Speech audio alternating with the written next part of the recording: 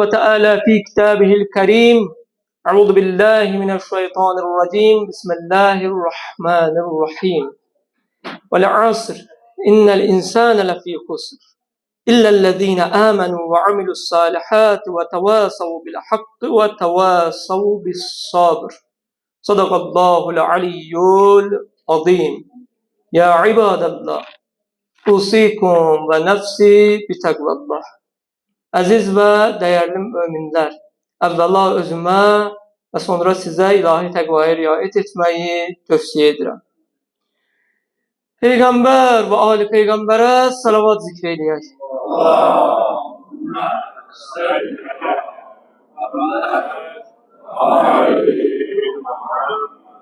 Kərbəla şəhidləri, vətən şəhidlərimiz, ruhlarına salavat zikr eləyək.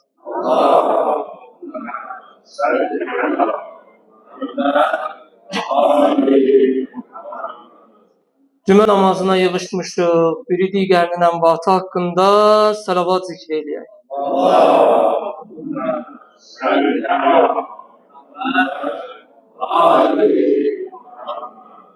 Əziz və dəyərli möminlər, bu cümə inşallah istəyirəm ki, ömür anlayışı və vaxtın əhəmiyyəti mövzusunda bir neçə kəlmə danışım. İnsan əlində olan pulunu xərcləyərkən diqqət eləyir. Amma onu xərclədikdən sonra yenidən qazana bilir. Amma insanın puldan daha mühüm, xərclədikdən sonra geri qazana bilməyəcəyi Allahın bəxş etdiyi ömür adlı bir sərmayəsi var. Ki, insan bunun çox vaxt fərqinə varmır. İnsan hər gün ömründən saatlar, dəqiqələr, saniyələr xərcləyir, amma heç zaman fərqində olmur. Təsəvvür edin ki, biri sizə haradasa 24.000 manat bir məbləğ pul verir, deyir ki, gün sonuna qədər bunu xərcləsəz, xərcləmişsiniz. Xərcləməsəz sıfırlanacaq həmin məbləğ. İnsan neyniyər? İnsan onu xərcləyər ki, özünə bir sərmayə götürsün, oradan bir mənfəət əldə eləsin ki, bu pul zay olmasın, zaya getməsin. Amma Allah bizə hər gün 24 saat ömür adlı sərmayə verir. Amma insan bihudə yerə onu xərcləyir və diqqət eləmir ömrünə. Hərə özünə sual versin, hərəmiz özümüzə sual verək ki, bu 24 saat gün ərzini biz nəyə sərf edirik, hara xərcləyirik biz vaxtımızı?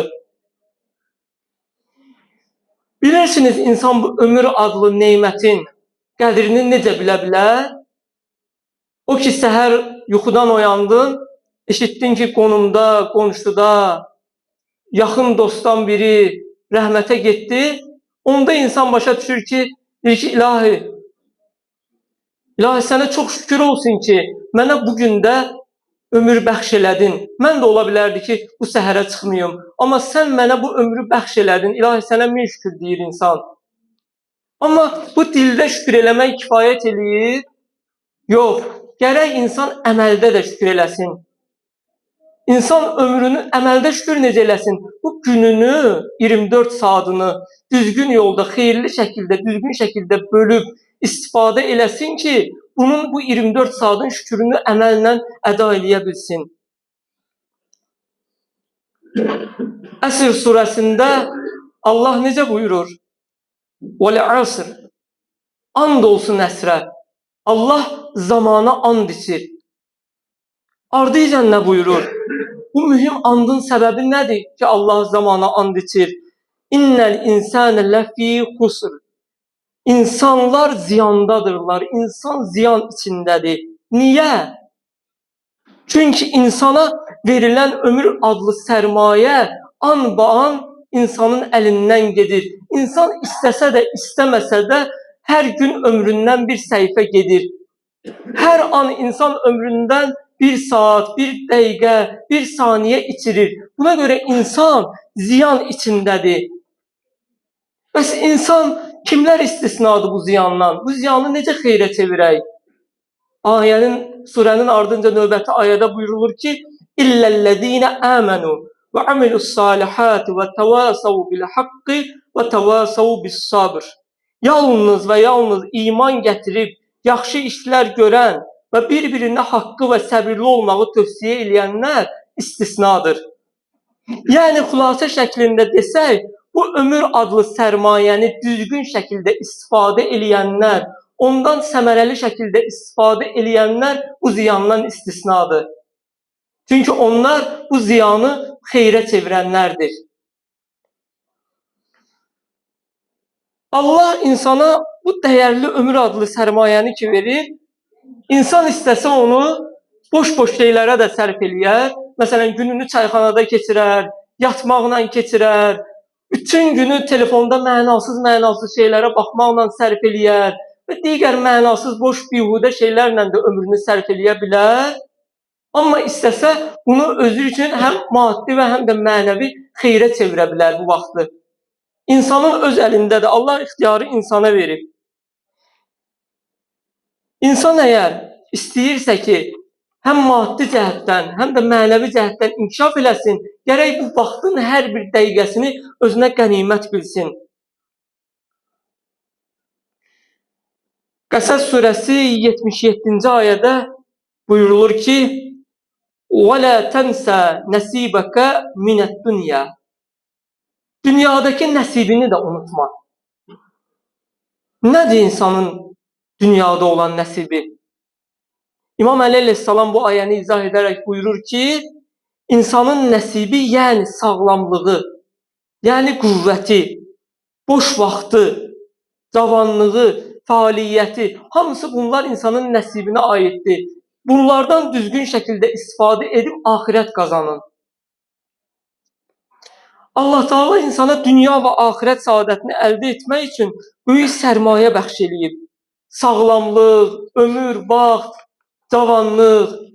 İnsan bunun sadəcə qədrini bilmir. Bilirsiniz nə vaxt bilir? Bunları itirəndə. Cavanlıq keçir, deyir kaş cavan olardım. Ömür ki keçir, artıq görür ki ömrünün o çağı deyir, deyir ki kaş əvvəlki vaxtım olardı, daha yaxşı işlər görərdim. Amma o kaşlar heç də fayda vermir insana. Gərək indini dəyərləndirək. İndi nə edə bilərəm mən? Həqiqi uğur qazanan insanlar öz vaxtlarını düzgün şəkildə bölüb, idarə edib, ömürlərini düzgün şəkildə istifadə edən insanlardır ki, onlar uğur, nailiyyət əldə edə biliblər. Həqiqi aldanmış kəs isə ömrünü mənasız və bihudə yerə puç edən insandır. İmam Sadiq əleyhissalam buyurur ki, həqiqi aldanmış kəs ömrünü an mənasız olaraq əldən verəndir. Şeytan hey çalışır ki, insanın əlində olan ömür adlı sərmayəni zay eləsin. İnsanın bir şeylə başını qatır ki, deyir ki, bura bax, buna bax, bura bax, nəsə bir şey onun gözündə cilvələndirir, gözəl şəkildə ona göstərir ki, insanın başı qarışsın. Elə bir ki, şeytan fürsət bilir ki, insanın ömründən nə qədər bir müddəti əlindən alsa qənimətdir şeytan üçün. Elə bilir ki, bir yerdə dəyərli bir xəzinə var, amma şeytansa insanı aldadıb bir bataqlığa aparır ki, öz enerjisini o bataqlıqda sərf eləsin. Ki, ta ki o xəzinəyə gedib çata bilməsin.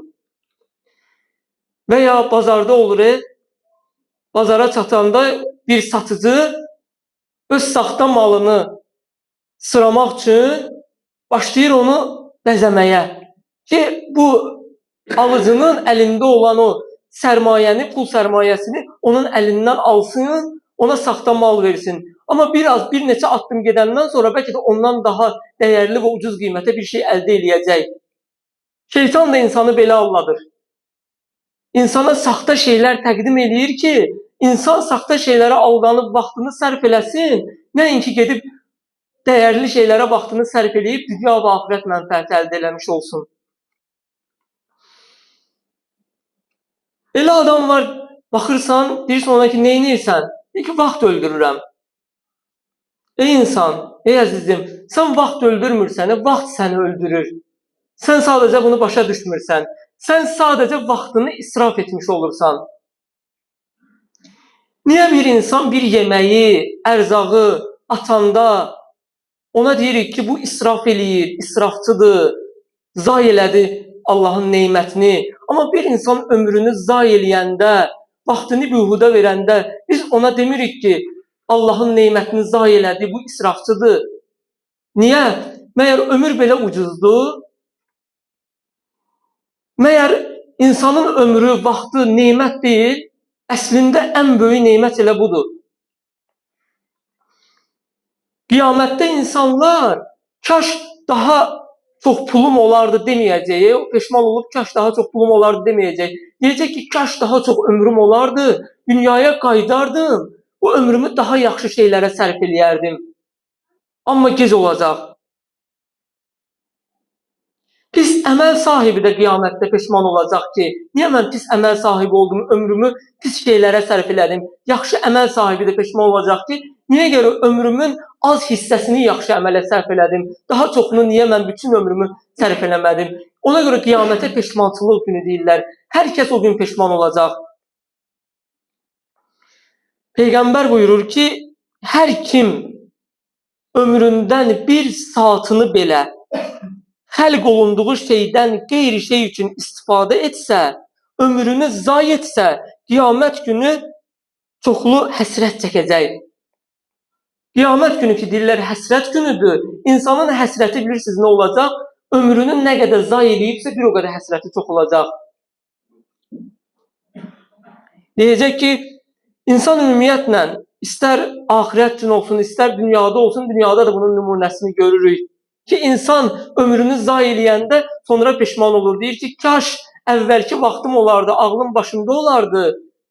Yaxşı iş görərdim, yaxşı işlər görərdim, ömrümü zay etməzdim. Kaş cavanlığımda deyir ki, yaxşı iş görərdim. Əsr surəsinin 3-cü ayəsində deyilir, o əmülüs salihət, salih əməl sahibləri. Bu salih əməl sözünü bəziləri səhv başa düşür. Salih əməl deyəndə elə başa düşürlər ki, ancaq namaz, oruc,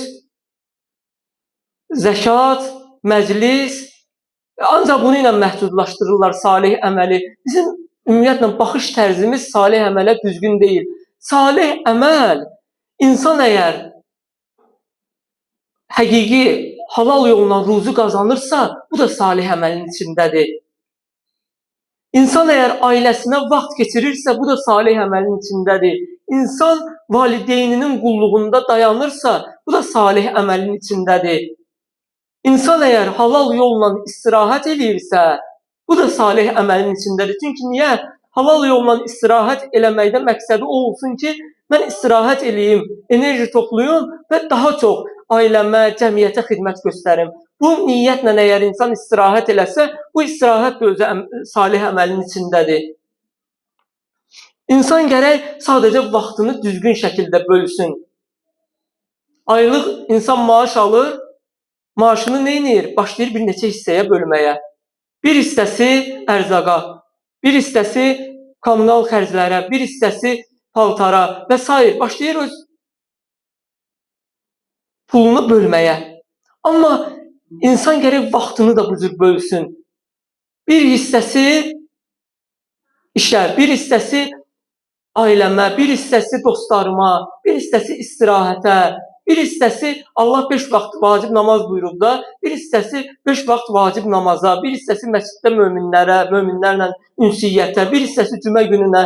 İnsan vaxtını düzgün şəkildə bölsə, həyat da insan üçün gözəl olar. İnsan həm həyatını, həm də axirətini əldə etmiş olar. Necə ki, insan öz gəlirini düzgün bölməyəndə, birinə çox xərcləyəndə, birinə az xərcləyəndə, birini ehmal eləyəndə ziyana düşür, vaxt da belədir. Birinə çox xərcləyəndə, işə çox vaxt xərcləyəndə ailəni ehmal eləmiş olur insan. Ailəyə çox vaxt sərf eləyəndə işi bir kənara qoyur. Gərək hamısına müəyyən qədər insan balanslı şəkildə vaxt sərf eləyə bilsin. Bir dəfə mən bunu danışmışam, qoy eşitməyənlər üçün bir dəfə də danışım. Mənim qarşıma bir video rolik çıxdı, bu mənə çox təsir elədi.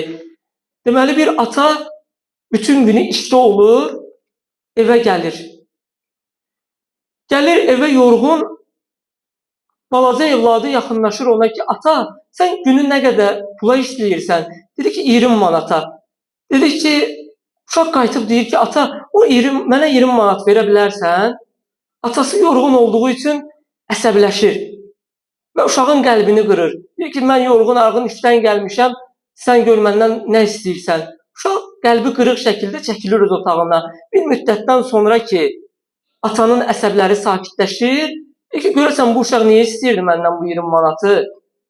Gedir uşağın yanına. Deyir ki, mənim balam, sən 20 manatı nə edirdin? Al bu 20 manatı. Nəyəvə gərəkdir 20 manat? Deyir ki, ata sən ki günü 20 manata işləyirsən, mən bu 20 manatı sənə verəcəkdim ki, bir gününün pulunu mən sənə verirəm, bir gününü mənə sərf elə.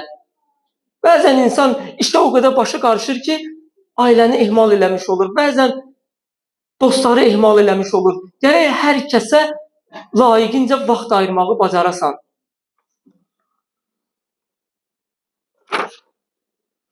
Düzgün vaxtı böləndə insanın ömrü də bərəkətli olur.